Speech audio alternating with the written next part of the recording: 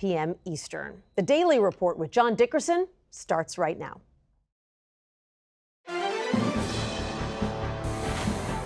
Welcome to the Daily Report for May 1st, 2024. I'm John Dickerson. The clash of activism, free speech, and public safety on college campuses continued coast to coast Wednesday. At UCLA, students fought each other into the night at makeshift barricades with whatever was at hand: fireworks, skateboard, traffic cones. In New York, police streamed through the second-story window of a seized building at Columbia University. Flashbangs, riot gear, zip ties. Our update will include those schools where negotiations eased tensions. And from the war zone, where tension-easing negotiations have higher stakes, Secretary of State Blinken put the pressure on Hamas. The Federal Reserve reserves the right to do something later this year, but not for now. No change in interest rates. We won't leave it at that, though. The Fed chairman spoke Wednesday, so we'll have his usual opaque declarations to tweeze for meaning. Speaking of confusing, what does it mean that a 3-year low in job openings is still historically high? We'll tackle that. And the number of legal abortions in Florida will achieve a historic low after today. Women more than 6 weeks pregnant have started being turned away from abortion providers as the state ban went into effect. And another day and another college loan forgiveness plan from the Biden administration. There have been a lot of those. What's it all add up to? We'll explain. And with everything happening on this planet, it's not a bad time to hop off it for a bit. We'll talk to 2 pilots trained to do that. Astronauts launching next week from Cape Canaveral on a test flight of the Boeing Starliner to the International Space Station. The Daily Report launches in a moment.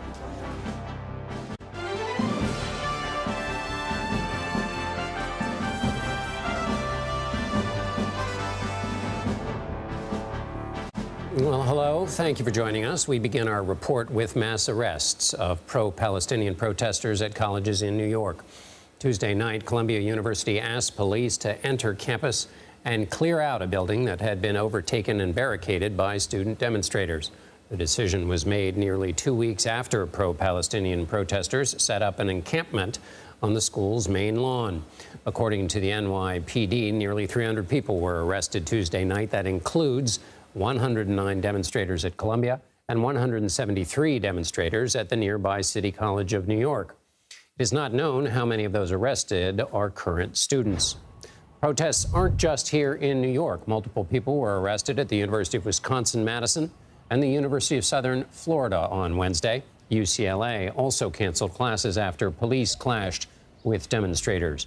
And a new campus encampment has been set up in the nation's capital at George Washington University.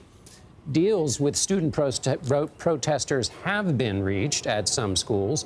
At Brown, the school agreed to vote on a divestment from Israel measure in October. And at Northwestern, the school will disclose its investment and fund scholarships for 5 Palestinian students.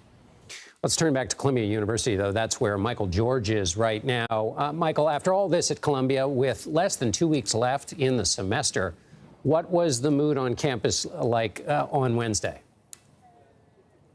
Well, John, in a word, quiet. I talked with some graduate students who are on campus. They're not allowing journalists on campus today, but some students who were on campus said it is a far cry from the chaos we saw last night when police clashed with protesters. Now, there's a couple of reasons for that. One is now those encampments that have been here on campus for the last 2 weeks, those are gone. The protesters are gone. But also, classes are done for the semester. This is a study day before finals, so very few students on campus. They say the mood is quiet, but one significant difference today, as opposed to the last few weeks, now there are NYPD officers stationed all over the campus, a big difference from what we've seen over the last few weeks. And is that presence expected, I mean, with graduation coming up, is that going to affect graduation? Yeah, no question, John. This graduation, the tone, the mood is going to be different from any graduation prior to this. There is going to be a large police presence leading up to graduation. So for the next 2 weeks, but also the day of, we don't know exactly how that's going to manifest. I can show you right now what things look like here behind me. You can see there's a tent here where police and security are checking the IDs of everyone who enters the campus, whether they're students or staff. Those are the only ones allowed on. Now, that's going to continue for the next 2 weeks. But imagine this when graduation starts. That's going to be thousands and thousands of people, including families. So we don't yet know how Columbia is going to approach that security situation and the NYPD. And speaking of that, those efforts to keep people out, Michael, the mayor of New York, Eric Adams, said on Tuesday that the protests had been co-opted by professional outside agitators. Are you seeing any of that around there? And what do you know about that? Yeah, I can tell you that the mayor and the NYPD have been saying this constantly, that these are outside agitators that are leading these protests. What I can tell you is the NYPD says they arrested 109 people last night. They have not said how many of them were students, how many of them were outsiders. So we don't know the level of the outside influence. Was it a small group? Was it more than that? What I can tell you is I have spoken to many student protesters who are participating in this. But again, until we hear some actual information from the NYPD, we don't know the degree of the outside influence here. Yeah, an important number to keep an eye on. Michael George, thank you, at Columbia University.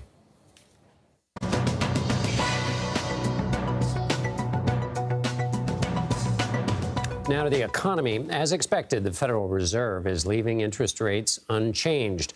Rates are the highest they've been in more than 20 years. Just 2 months ago, the Fed called for 3 rate cuts this year, but Fed Chair Jerome Powell now says the path forward is uncertain due to inflation.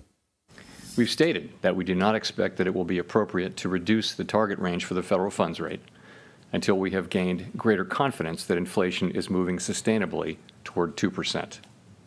So far this year, the data have not given us that greater confidence. CBS News senior business and technology correspondent Jolene Kent joins me now to discuss the Fed's decision. Jolene, okay, we're not talking about cuts. What about a raise? Is anybody talking about rates going up? Yeah, that was a big question at the Federal Reserve presser with Chairman Powell today. And the question was basically answered with a no. That is not something that they discussed today in the policy meeting that they held with all of the FOMC. In fact, he says it's unlikely, Powell said, the next decision will be a rate hike. He said he needs to see more persuasive evidence, and that is not what we are seeing right now. But of course, it's a great question to ask because we've seen other Fed governors, namely Michelle Bowman, bring this up as a possibility because inflation has remained so sticky, stubborn, and high for 3 months and counting now, not getting any closer to the Fed's 2% target. But Powell says that is highly unlikely at this point. And now here's a question the Fed chair will be asked every morning and every night from now until the election, which is, will the election affect the central bank's decisions? What was his response? Yeah, he was very emphatic and tripled down on his response. I'll let him speak for himself right here. Listen up. It's hard enough to get the economics right here. These are difficult things, and if we were to take on a whole nother set of factors and use that as a new filter, it would reduce the likelihood we'd actually get the economics right. So that's how we think about it around here. And, you know, we're at peace over it. We know that we'll do what we think is the right thing when we think it's the right thing. He also cited 5 years of Federal Reserve pressers and, press releases saying that this is not how the Federal Reserve operates. It is not a political operation. And the Politico reporter pressed him smartly, saying, well, what about a rate cut in September versus December? Would that have any bearing would politics have any bearing on that? And he was emphatic yet again, saying their job is to focus on what to do when it's right for the economy, when they determine that is. John. I've never heard a Fed chair say, we're at peace over here. It's very zen of him. Jolene Kent, Jolene Kent in Los Angeles. Thank you. Thanks. We'll have more on the Fed's decision later this hour, including how higher rates may be having a disproportionate effect on lower-income households. Lawmakers from both chambers and across the aisle questioned UnitedHealth Group's handling of a cyber attack that paralyzed its systems in February. CEO Andrew Witte faced the Senate Finance Committee and the House Energy and Commerce Committee Wednesday. He said hackers breached the system after stealing someone's password who didn't use multi-factor authentication. So far, UnitedHealth Group says the breach has cost the company nearly $900 million. Its CEO also confirmed hackers were paid $22 million ransom in the form of Bitcoin. Despite that payment, lawmakers said sensitive records were still posted on the dark web. So far, we have not seen evidence that material such as doctor's charts or full medical histories were exfiltrated. It will take several months before enough information will be available to identify and notify impacted customers and individuals, partly because the files containing that data were compromised in the attack. The ransomware attack targeted billing and care authorization portals. It led to missed revenue for hundreds of doctors' offices and healthcare facilities, as well as a backlog of prescriptions. It's still unclear exactly how many patients and providers have been affected. Prosecutors in New York said Wednesday they are aiming to retry former movie mogul Harvey Weinstein this fall. It comes a week after the state's Court of Appeals threw out his 2020 rape conviction. The court found the judge had prejudiced Weinstein by allowing women to testify about alleged assaults that were not part of the criminal charges against him.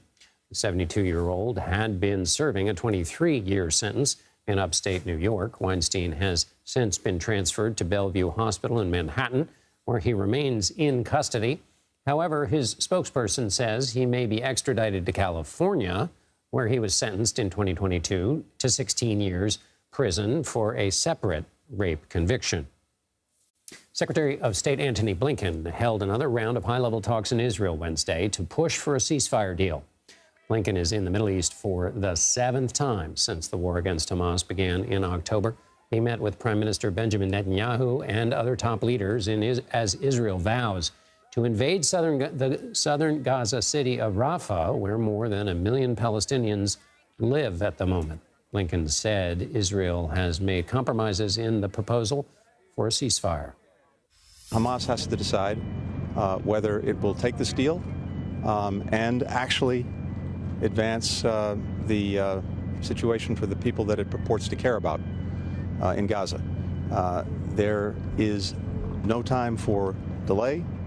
There's no time. Meanwhile, the Israeli government on Wednesday reopened a crossing along the northern Gaza Strip to allow aid trucks in. The United States has been pressuring Israel to do more to address the growing humanitarian crisis in the territory. Wednesday was a true showing of the power given to states when Roe versus Wade was overturned nearly 2 years ago. One state repealed extreme abortion restrictions, while another saw a 6-week ban take effect. Coming up, we'll break down what's changing for abortion access in Arizona and Florida.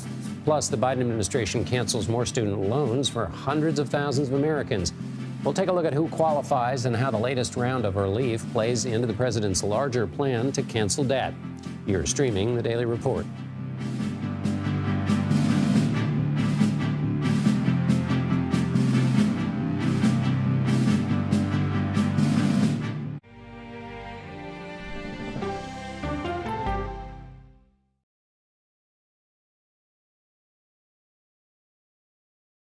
Mr. President, there's a lot to talk about. A lot to talk about. Does this carrier strike group stand ready? It's just incredible to see there's an active search and rescue operation going on 12 hours after this accident. The CBS Evening News with Nora O'Donnell. I had progressively fallen deeper into the world of online sports betting. The risk is the rush. What do you think is driving the spike in popularity? I think it's legality. If it's legal, I'm going to use it. There are ways to bet when you are 18. We've created an epidemic of child gambling. You can't walk into a male dormitory in a college campus without sports betting happening. It's America's most neglected problem. I used sports betting as a way to escape, when in reality, I'm choosing self-destruction. Whatever I had left, it was gone. The purpose of the industry is to get you to play to extinction. And that means until all your money is gone. Go to the ends of the earth. Reach for the stars. Yeah, I just took off. That kind of thing. Oh, that's pretty good. Because there's always something new under the sun on CBS Sunday morning.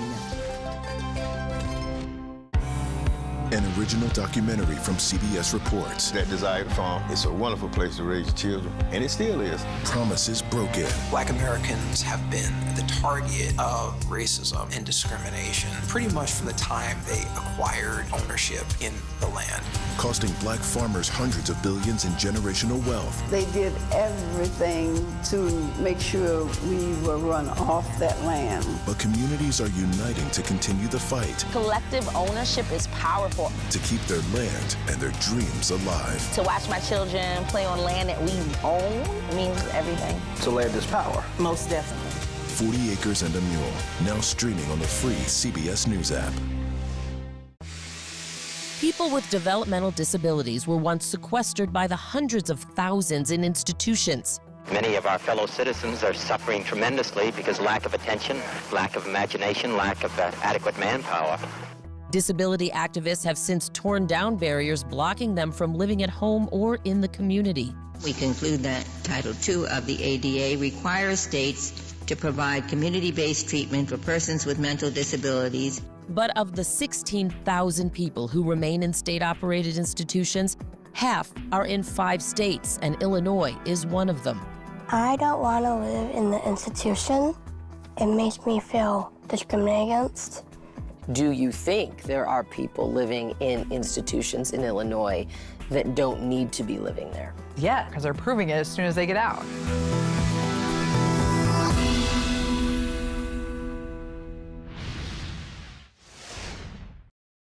Arizona's Senate voted to repeal a near-total abortion ban from 1864. The state's Supreme Court ruled last month that the Civil War-era law could be enforced.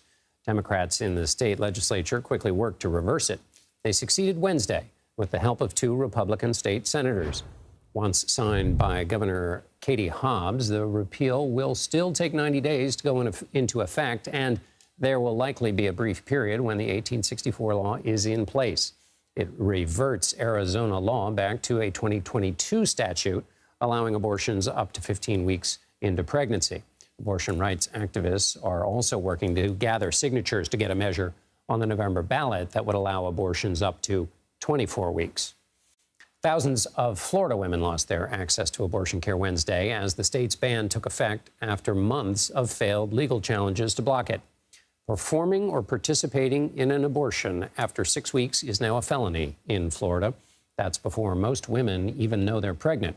The only exceptions are in cases of rape, incest, or to save the mother's life.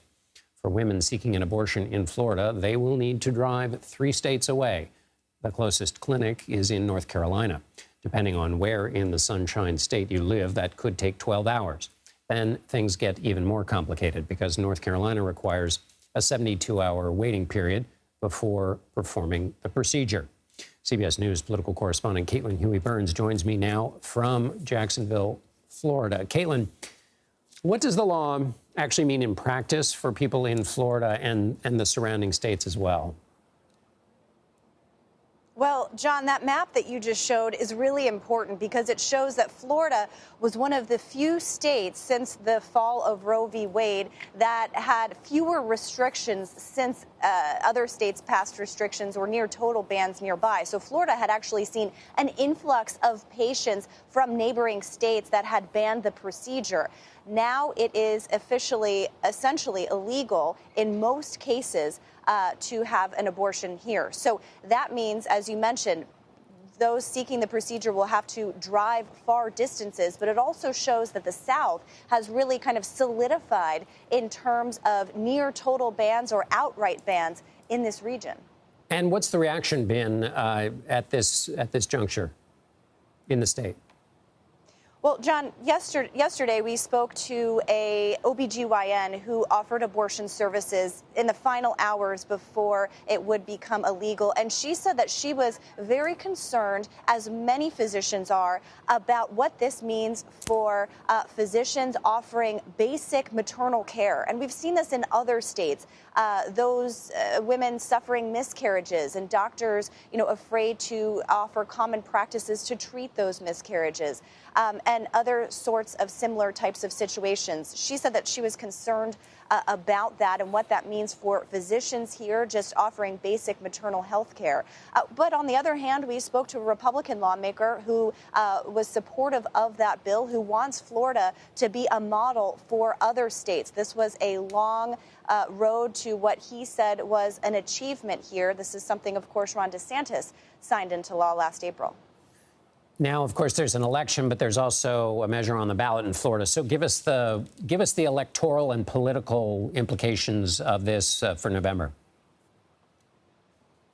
Yeah, John, voters will have a chance to weigh in with a constitutional ballot measure that would amend the state's constitution to add protections for abortion access. Now, In every state since the fall of Roe v. Wade, where this has been on the ballot, even in red and swing states, it has passed. But in Florida, the threshold for passage is 60%. When you think about how it passed in states like Ohio and Kansas, they got about, upwards of 56, 58, 59 almost percent, not 60%. 60% is a very high watermark, which means that in order for this to pass, they're going to need support from a significant amount of Republicans. And also, they would hope that, or banking on the idea of people splitting their tickets. In other words, voting for Donald Trump while also voting in support of that measure. So that is a very uphill climb and something to consider as we look at all the ballot measures across the country. But it's significant here in a battleground state. That's why Kamala Harris was here today. The president was here last week. Yeah, well, I bet Kamala Harris doesn't want those split ticket voters, though. She would like people voting for the abortion measure to go ahead and vote for Joe Biden. What did she say when she was in the state? Well, she placed this law squarely at the feet of Donald Trump, saying that this was Trump's fault, essentially. And she's been calling these abortion bans that have been put into place across the country, naming them Trump abortion bans. She used his name more times in this speech than she has in any other speech this cycle, which shows you kind of the way in which the campaign believes this is a defining issue for their reelection. And he making that claim because he named the Supreme Court justices that led to the overturning of Roe versus Wade. Is that right? Yeah, that's exactly right. And, Trump has also reiterated his position that this should be left up to the states. Even when asked about severe consequences that states could impose, he has said repeatedly, including in a New Time magazine interview just published yesterday, that this should be left up to the states. Caitlin Huey-Burns in Jacksonville, Florida. Thank you. Overseas, a Russian strike killed at least 2 people and injured 6 Wednesday in an eastern Ukrainian city far away from combat. It happened in the town of Hirnik. That's located roughly 7 miles from the area that sees active combat. A local official says Russian troops used a multiple rocket launcher for the strike. Although weapons have been trickling into Ukraine, President Volodymyr Zelensky called for faster deliveries to help fight back against Russia's offensive. The UK says it's detained the first migrants set to be flown to Rwanda under a recently passed deportation law. It allows the UK to take asylum seekers who cross the English Channel illegally and fly them to Rwanda for permanent resettlement. Parliament approved the program last week, and human rights groups have condemned the law. The UK Home Office, which handles immigration, released this video Wednesday. It says it shows the first individuals to be detained as a part of the program. The office says it hopes to start sending migrants to Rwanda in July. Several major U.S. newspapers are suing OpenAI and Microsoft for copyright infringement. The 8 publications, including the New York Daily News and the Chicago Tribune, are owned by the investment firm Alden Global Capital. They accuse the companies of using journalists' work to train their artificial intelligence models without compensating them for it. AI firms typically feed billions of sentences curated from the internet into programs that develop their chatbots. The New York Times has also sued OpenAI over similar claims, but some organizations have signed licensing deals for their content. The FDA has deemed more dairy products safe as bird flu spreads in animals. Preliminary results showed pasteurization inactivated the virus in sour cream and cottage cheese. Last week, the FDA said testing showed milk and baby formula were also safe.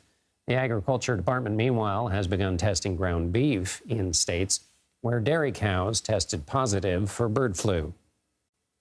A tornado touched down in the Texas Panhandle Wednesday afternoon. Take a look at this video. Ooh. Captured as the twister moved closer to Oklahoma. Tornado warning went out around 5 p.m. Central shortly after it touched down. Other parts of the plains are still facing a severe storm and flood threat. And for more, here's meteorologist Alex Wilson from our partners at the Weather Channel. Severe weather remains a possibility through the overnight and into tomorrow morning. So we're watching areas across southwest Kansas, western Oklahoma, and west Texas. That's the greatest likelihood, but you see possibility along the I-35 corridor, Dallas down to San Antonio, and as far north as south central and southeastern Nebraska. Timing looks like this. In addition to the potential for the severe weather, the gusty damaging winds, the hail, possible tornadoes, very heavy rain could lead to some flash flooding issues. And it doesn't stop tomorrow morning. You can see more rounds of rain into the afternoon. That would lead to more flash flooding problems. But through tomorrow morning, the likelihood for flash flooding exists across parts of Texas. That includes areas north of the Houston metro. Tomorrow's severe weather reloads back into parts of Oklahoma and Texas. And with that, again, comes the threat of more heavy rain. You can see Texas, heavy downpours, severe storms. Those will approach Oklahoma City by late Thursday, early Friday, continuing east into Friday morning. For more in-depth coverage, watch the Weather Channel on cable and now live on your favorite TV streaming device. Alex Wilson, thank you. A Japanese expression says, mountains are beautiful to look at. It's meant to convey the idea that appreciation comes from a distance. But a town located near Japan's famous Mount Fuji would like people to do their appreciating of the mountain a little farther off, thank you. Visitors from around the globe flock to Fuji Kawaguchiko, especially in recent years after Japan's COVID-19 lockdown.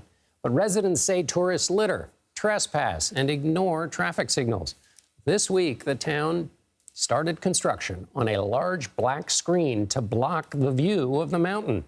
It's expected to be completed later this month and will be roughly 8 feet tall and 65 feet long. The Federal Reserve is keeping interest rates where they are, and the New York Times report finds these rates may affect lower-income households more than middle and high-income groups. Its author will help us understand why. You're streaming The Daily Report.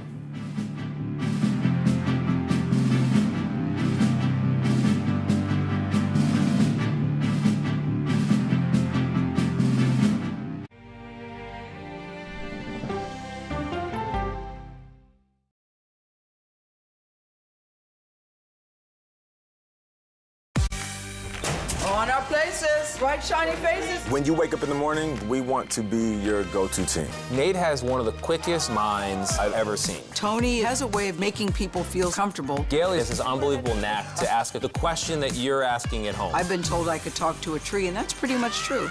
I don't go to work in the morning. I go for coffee with my two good friends, and we talk about the world. Your morning routine just got better. CBS Mornings, weekdays at 7. It didn't seem like anything could happen, because nothing ever happens in East Palestine, but it did. Authorities released toxic fumes from 5 derailed train cars. Resident, please evacuate. Acute bronchitis due to chemical fumes. Did you ever have these problems before the derailment? No, ma'am.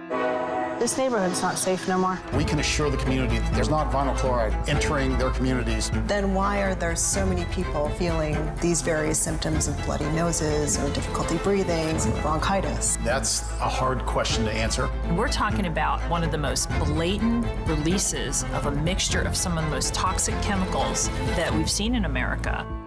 I feel like now I have a duty to warn other communities. If my daughter has to watch me die of cancer, at least it saves someone else.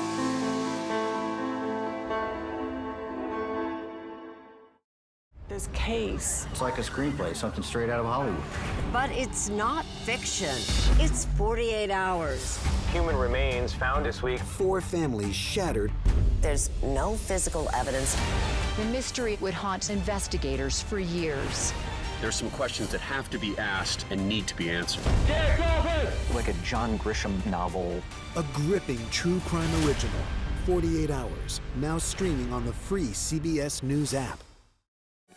Stories that inform. Or you can be really old at 60, and you can be really young at 85. Inspire. How do we unlock the power within ourselves to be who we want to be? And brighten your day. The best part of fame is making people feel good. Always send the people home happy. Make every day a little more like Sunday morning. Here comes the sun. Stream now on the free CBS News app. Hello, everyone, and welcome to our Dragon capsule here in space. sightseers in space, the thrill of a lifetime. Seeing the Earth from space, it was so exhilarating. But the risks that come with the territory. There have been 4 fatal accidents. That's a 1% fatal accident rate. Might make you look before you launch. If you had 1 out of 100 airplanes falling out of the sky, we'd have a public crisis. Space tourism, now streaming on the free CBS News app. The Daily Report, I'm John Dickerson. Here are some additions to our top stories. We've been following pro-Palestinian protesters across campuses, including this site at UT Dallas. Police there tore down an encampment. Authorities are in riot gear trying to hold protesters. UnitedHealth CEO Andrew Whitty defended his decision to pay ransom following this year's major cyber attack. In Capitol Hill testimony, Whitty detailed how hackers were able to gain access and steal data. He also confirmed hackers were paid $22 million ransom in Bitcoin. As expected, the Federal Reserve is keeping interest rates steady. The move comes as the Fed continues to deal with inflation. The current range of 5.25% to 5.5% has now been in place since July 2023. It's the highest level in more than 20 years. For more on the Fed's decision, we're joined by Gina Smilek. She's Federal Reserve and economy reporter for the New York Times. It's good to be with you again. What did you make of what Chairman Powell said today?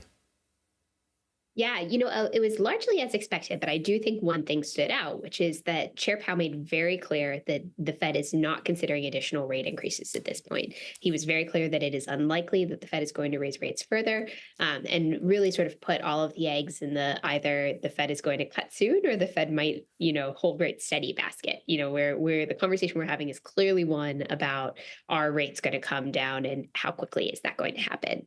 And do we think if they're going to come down, there was talk at one point of 3 rate cuts in a year. That can't be possible anymore. Are we thinking 2? Could that still be possible, or is it really just realistically possibly only 1? Yeah, so he really avoided answering that question, which he got asked very specifically. But I think if you look at where investors are pricing things at the moment, it seems like the most likely outcome is 1 or 2 rate cuts by the end of the year. Most Wall Street economist firms will tell you that that's kind of where they are. They're mostly predicting 1 to 2. And it does seem like the Fed is just running into the calendar at this point. Right. They do not really have time to make those 3 rate cuts anymore, and especially given that it's pretty clear they're not going to cut rates in June. So I think that it's a timing issue at this stage. You reported this week that some lower income earners are feeling the effect of rate hikes more than middle and upper income households. Why is that? Yeah, so low-income households always feel the effects of rate hikes, and they usually feel them 3 ways. They feel them through credit card rates because they're much more likely to borrow on credit cards. They feel them through auto loan rates because they're much less likely to buy their cars outright. And they also feel them in the sense that it usually is the case that when you have higher Fed interest rates, people lose their jobs, and low-income earners tend to be the first people to lose their jobs. So that final leg of the stool, they are not feeling this time. The job market is still very strong, but the other 2 are really acute this time. We've seen delinquencies rising on auto loans. We've seen credit card rates in excess of 30%. And obviously mortgage rates, to the extent that people are trying to buy houses, mortgage rates are also very high. At the same time, richer households usually feel the effects of rate hikes in a couple of ways. They feel them through lower stock prices, and they feel them through lower housing prices. But that channel, that's the one that's really not playing out this time. Stocks came off in April, but in general, they've been very strong. And we've actually seen home prices continue to rise. So it's been a different time. I also, speaking of different times, you wrote Wednesday about former President Trump's plans for the Federal Reserve if he wins in November. Tell us about what the thoughts are about how he would treat the Fed. So the Trump campaign itself has been very quiet about this particular topic. What we have seen from former President Trump out on the campaign trail is that he's clearly very willing to criticize the Fed in public, just as he was when he was president. That's something Joe Biden has avoided doing out of respect for the Fed's independence. But President Trump has already said that if the Fed cuts rates before the election, they're going to be making a political act to help Joe Biden. So he's clearly willing to sort of beat up on them just verbally. I think the real question, and what you're seeing percolate among some Republicans and what my colleagues have reported on, is this idea that, he could go further than that he could try and have some sort of oversight of Fed regulation, and that he could do things to sort of infringe upon Fed independence in a more sort of serious and maybe effective way than just yelling at them from the bully pulpit. And so that's the big question. And we will be looking to see if his campaign starts to embrace that language. Because as I said, up to this point, this is really outside people. And the question is he going to adopt it as well? More effective politically, which is to say, give me the general principle as a last question. What's the general principle of why the Fed needs independence and what might be in danger if the former president's reelected and is more effective in his jawboning of the Fed? Yeah, so the Fed has historically been insulated, particularly on the monetary policy side of things, because the idea is you don't want a sitting president to have any real say in where interest rates are.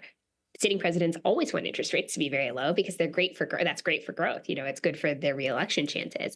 But if you have interest rates too low all the time, and if you never raise them, you're not willing to sort of take the threat of a slower economy, you're really risking letting inflation jump out of control. And so for the health of the country in the longer term, to make sure inflation stays under wraps, you want to have an independent central bank. And a lot of research suggests that this is best practice, not just in America, but sort of around the country, places that don't have independent central banks. You can think Turkey, you can think Argentina, tend to see problems with inflation. And so I think that's really the crux of the issue. Fed independence is important for keeping that inflation rate under control.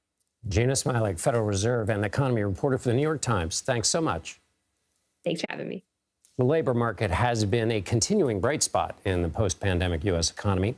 There were 8.5 million job openings in March. That's the lowest monthly tally in 3 years. But lows ain't what they used to be. Before 3 years ago, there'd never been as many as 8 million job openings. March job openings were highest in the leisure and hospitality areas and healthcare and social assistance sectors. There's also been noticeable growth in finance and manufacturing jobs. Meanwhile, the number of employees voluntarily leaving their jobs and the number of employees being dismissed from their jobs are now lower than they were in the months leading up to the pandemic. Just 3.3 million people quit their jobs in March, and just 1% of workers were given pink slips. And wages and salaries are up 4.4% from last March, which outpaces the 3.5% inflation in the same period. United Methodist delegates overwhelmingly voted to repeal the church's longstanding ban on LGBTQ clergy.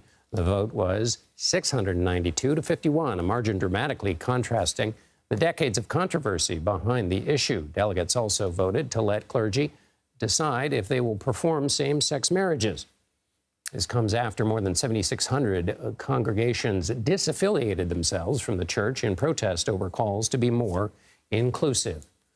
The Biden administration announced its latest round of student debt relief Wednesday. More than $6 billion will be canceled for 317,000 borrowers who enrolled at any Art Institute campus between 2004 and 2017. President Biden and the Education Department say the Art Institutes, a now defunct system of for-profit art schools, knowingly misled prospective students with inflated salary expectations. This brings the total amount of student loans forgiven by the Biden administration to almost $160 billion for nearly 4.6 million Americans. That's an average of nearly $35,000 per student. Joining us now is CBS News reporter Haley Ott. Haley, this $6 billion is just the latest announcement. It seems like there's one every week. What does this all amount to, all the loan forgiveness from the Biden administration? Yeah, so when I heard this announcement, what I really wanted was a general overview about where we stand in terms of these student loan forgiveness plans. So if you'll permit me, you'll recall that during the COVID pandemic, former President Trump suspended federal student loan repayments. And then when President Biden was elected, he expanded and extended that policy and came out with his own plan, which was a really huge piece of legislation. It would have canceled a third of government student loan holdings. That's a lot of money. That costs about $441 billion. It would have affected around 40 million American borrowers. Now, that very big law was struck down by the Supreme Court. So then the Biden administration pivoted, which has led to the kinds of announcements that we're seeing today. They focused on alternative methods to achieve the same goals. They have a plan called the SAVE Plan. It uses different legal mechanisms. Other plans, programs for students who have been defrauded, for public sector workers. All of those alternative plans, though, affect many fewer Americans, around 4.6 million. According to the White House, that's a lot less than the 40 million originally intended. And why? How are they able to do in these smaller plans what the president was unable to do with executive action on $441 billion worth in the first go? So that's a huge amount of money. So essentially what happened was the Biden administration tried to pass that law using an executive order. The Supreme Court essentially ruled that they were overstepping their authority, that if you're going to try to pass a law that involves that much money, you're going to need to involve other branches of government. So they weren't ruling on the end result of the law. They were ruling on the method of achieving the result. So that's why we've been able to see these pivots from the Biden administration, them using more traditional rulemaking processes. And we've heard more details about another more sweeping plan that they have. Recently, President Biden discussed it in Wisconsin, which would affect a large number of Americans, around 25 million borrowers. But there's a long way between here and there. Yeah, and that plan, what's the pushback been on that, the one that would affect the 10 million borrowers that would see debt relief of about $5,000 or more? What's been the pushback on that one? There's a lot of pushback on all of these plans. And if this new plan does pass, it will almost certainly be challenged in the courts. These plans are very expensive. There was a new report that estimated that all of these student loan repayment plans that the Biden administration has pushed through could total up to $1.4 trillion for taxpayers. That is a huge amount of money. And just for some perspective, that is more than the federal government has spent on higher education ever in the history of the country. Right. I think that report from the Center for a Responsible Budget. Haley Ott, thank you so much. Thank you.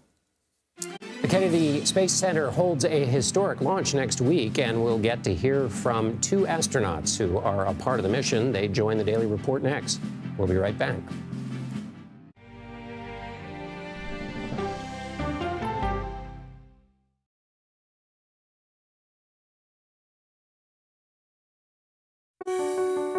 Washington is the seat of power. National security, foreign policy, global economics, every story comes through Washington in some way. We bring some of the most powerful voices in America to the table. We don't just ask the questions, you have to go deeper. We try to understand what's at the heart of the issue we're talking about, to then come forward with solutions. Face the Nation on CBS. The justices ruled that Harvard and the University of North Carolina violated the Constitution. In the aftermath of the Supreme Court decision to end affirmative action in college admissions, uncertainty sets in for some students of color. Affirmative action really gave us an equal opportunity. CBS Reports explores the historic decision and what it means for those chasing an opportunity to change their lives. I knew that college was the ticket to break this cycle. The end of affirmative action, now streaming on the free CBS News app. Okay, let's go. You guys good? Hey. All right, we good? Keep going. The clock, it's ticking. Off we go. 60 minutes. 60 minutes. 60 minutes. It's time for 60 Minutes, Sundays on CBS. An original documentary from CBS Reports. AI is among the most world-changing technologies ever. Curing diseases, scientific breakthroughs, making lives better. It can help us with medical discoveries, scientific discoveries, doing better agriculture, having cures for things like Alzheimer's. It's also going to really transform the way we work. The uplifting potential of artificial intelligence is limitless. It gives you a friend, somebody to chat with 24/7 that is non-judgmental. He makes me feel loved and desired. And so are its downfalls. The problem with all this AI is that it's unpredictable and uncontrollable. The choices we make now will have lasting effects for decades, maybe even centuries. The ChatGPT revolution, now streaming on the free CBS News app. We are about to see American weapons in the hands of Mexican cartels. A gun pipeline to Mexico. We are arming the cartels. 100%, no doubt about it. Happening right under our noses.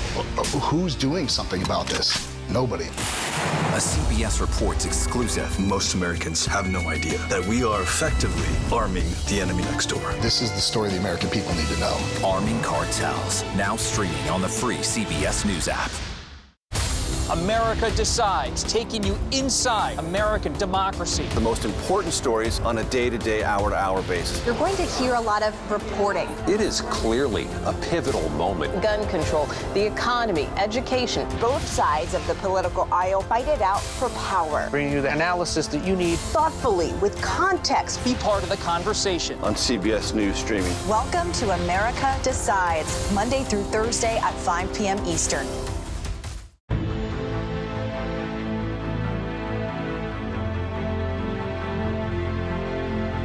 If all goes according to plan, Boeing will launch its first ever space flight with humans next week.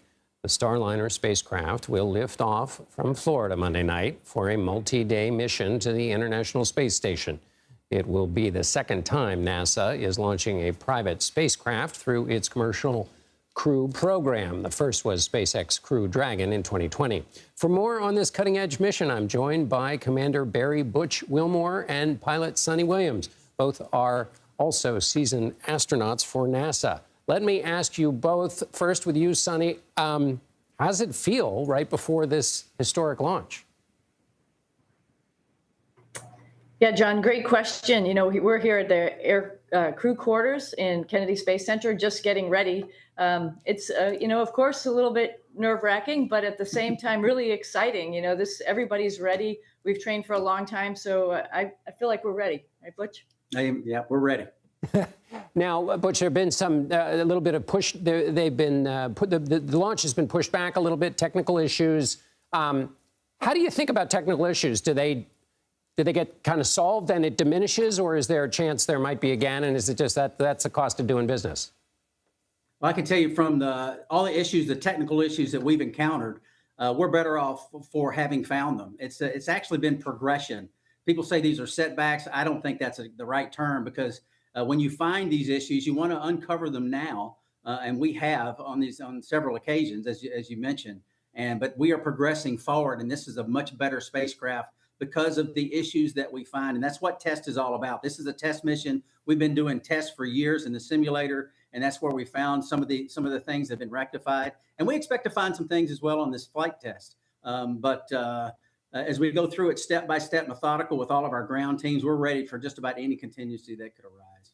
And so, Sonny, let's not focus on technical issues. Let's focus on the itinerary once you get going. What's on the to-do list? Yeah, so the flight is all, like Butch said, a big test. So on our way up to the space station, after we get to orbit, we have a bunch of test points that we'll be flying and looking at the spacecraft. We wake up the next morning and we rendezvous with the International Space Station, and we'll be trying out the controls there, also making sure it flies like we plan it to fly. We'll dock to the International Space Station, and once we get the hatch open, we'll be working with the International Space Station crew, checking out our spacecraft, making sure it's ready for its next flight when it flies in about a year from now with 4 people. So we want to test all that out, make sure it's a good safe haven. It's a good rescue boat for those guys when they're up here for a long duration mission. And then we'll undock and we'll do some more test points to check out our backup system to make sure that if we have any malfunctions, we'll be ready to handle it and land in a precise landing where we're supposed to come down. Which, as I understand it, you're also a pastor in your church. How does being up in space affect your view of your religiosity and the Creator and all that batch of issues? Hey, John, that's a great question. The heavens declare the glory of God. And having been to space a couple of times, it's pretty amazing to look back on this planet that Isaiah told that this planet, this earth was created to provide, support human life. And that's what it's all about. It's a process of redemption that the God's word calls us to through Jesus Christ, our Lord. And I appreciate you asking that question. And it is an amazing place to view this beautiful creation from. And Sonny, that question to you also, that sense of wonder, the rest of us can only dream about the extraordinary experience you have. And I also want to ask, I'm going to tag on a question, which is, I understand you ran the Boston Marathon up in space. Anything planned like that this time around? Well, first off, I would agree with Butch. I mean, there's no better view of our beautiful planet than from space. I wish everybody had the opportunity to take a lap. I think we'd all be a lot nicer to each other if we did that. It's just incredible and, changes your perspective about really what's important. What's not important this time around is running the Boston Marathon up in space. Thank God it already happened last month in April. It was great when I did it. I'm a little bit older now. I do a little bit of other work. I have a lot of CrossFit friends that I want to give a shout out to because the bones and the muscles get a little achy as you get a little older. So marathons might be in my past, but maybe when I get back on Earth, we'll see if we could do it again. Is that true in zero gravity too, by the way? The achiness of age, does it affect us the same way when you're up in space? Space is an amazing place. We do have resistive exercise devices that we use, and it's amazing how quickly the body recovers without the force of gravity always pulling on it. You work out one day, you feel sore for a couple hours, but by the next day, you're ready to go again. It's a great place to be as far as that physical sense when you put that pressure on the body. It's fabulous. And Sunny, final question to you. Let's say to our younger viewers who want to be an astronaut one day, you got any advice for them? I think the biggest thing I could tell them is why not? There are so many opportunities out there. Not only with NASA, but with all of the space industry out there. It's so exciting. There's so many things happening at such a rapid pace. Get involved. And, we're doing things that are bigger than anybody could ever imagine. This is just the stepping stone to going back to the moon and living there sustainably. So, get involved. It's really fun. It's really interesting. It really gets your mind going and gives you a bigger picture about what's important. Well, thank you both for letting us attach our sense of wonder to your trip. Thank you, John. Sunny Williams and Butch Wilmore, thank you both for joining me. Go Starliner. Lost and found in space after 25 years, scientists have rediscovered a satellite linked to a U.S. space program that disappeared off radar in the 1990s. It's actually the second time it went missing in deep space after its initial launch in 1974. The satellite was supposed to inflate in orbit and serve as a target for remote sensors, but the deployment failed, and it became another piece of space junk. Chase Field was buzzing Tuesday, and it wasn't just for the Diamondbacks game. We'll tell you more about the force of nature that delayed the game for nearly 2 hours. You're streaming the Daily Report.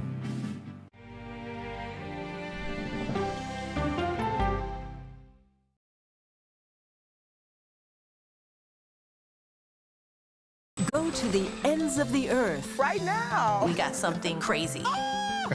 And reach for the stars. Here we are. Time. Yes, it's my comeback. Hey, this is pretty fun. But wait, there's more. Experience thought-provoking, Welcome to the idea of being a human being. innovative, and truly original reporting. Look through a telescope and go, wow. Because there's always something new under the sun on CBS Sunday morning. At this moment, terrorists could be plotting another attack. 9/11 triggered a counter-terrorist system that included a secret database. This person needs a closer look. A growing list of nearly 2 million people, including some Americans who say they're innocent. For 1 hour flight, I have to spend 6 hours to go and come back. CBS Reports explores the system, the people responsible for it, and those pushing for change. I'm not fighting against them. I'm fighting for them to do the right thing. The Watch List, now streaming on the free CBS News app. Don't miss true crime anytime you want, anywhere you go. With the 48 Hours podcast. Real crimes, real lives, real justice. There's some questions that have to be asked and need to be answered. Listen to 48 Hours on Apple Podcasts. An original documentary from CBS Reports. Imagine yourself in Manhattan with no police, no army, no mayor. The people of Haiti stare down poverty, corruption, natural disasters, and violence. 90% of the guns that are used by gangs in Haiti are American guns. But with an unbreakable spirit and eternal optimism. There are days where I cry, but we can't be discouraged. We still believe in Haiti. They're still able to look ahead with hope. Haiti is on the brink of transformation, a radical shift. Haitians are coming together and saying things must change. Fighting for Haiti, now streaming on the free CBS News app. Hey there, welcome to The Uplift. I thought she was a groom, and I stepped back and I went, oh, you're the queen. She's gonna be with me every instant that I'm alive. I just wanted to see if you'd go to Disneyland with me today. I look over at him and he's smiling. I'm gonna remember that the rest of my life. They told us when he was gonna be born, he was only gonna live for 30 minutes. It's really a miracle that he's with us today. The Uplift. Stream now on the free CBS News app. When you wake up in the morning, we want to be your go-to team. On our places, bright, shiny faces. I don't go to work in the morning. I go for coffee with my two good friends, and we talk about the world. Your morning routine just got better. CBS Mornings. At the CBS Evening News, we focus on solutions, finding solutions to healthcare problems, how much money we can spend on groceries, finding solutions to help people understand what are the right choices to make for you and your family. There she blows. A group of whale watchers caught a rare glimpse of a white orca off the California coast Monday. The orca is a 5-year-old calf named Frosty because of its pale complexion. That's due to a condition known as leucism, which causes animals to lose pigmentation. The Oceanic Society says Frosty is one of 5 or 6 known killer whales that have it. Fortunately, Frosty doesn't seem to struggle making whale friends, and Captain Ahab was nowhere to be seen. Now to a story you have to see to believe. Tuesday's game between the LA Dodgers and Arizona Diamondbacks was delayed for nearly 2 hours because of bees. The colony formed behind home plate 15 minutes before the first pitch. When beekeeper Matt Hilton arrived 70 minutes after the game was supposed to start, he took a lift to neutralize and suck up the bees. Bonnie Tyler's Holding Out for a Hero played in the background as he worked, and fans cheered him on. The Diamondbacks rewarded Hilton for saving the day by letting him throw out a ceremonial first pitch. Here's a look at some of the stories we're covering in our next hour. College campus protests over the war in Gaza escalate from coast to coast. We have an update from Columbia University, where more than 100 people have been arrested. Plus, Arizona lawmakers appeal a near total abortion ban from the 19th century. We'll take a look at what comes next. And the Federal Reserve leaves interest rates unchanged as expected. We'll break down the decision and see what's next for the American economy. You're streaming The Daily Report.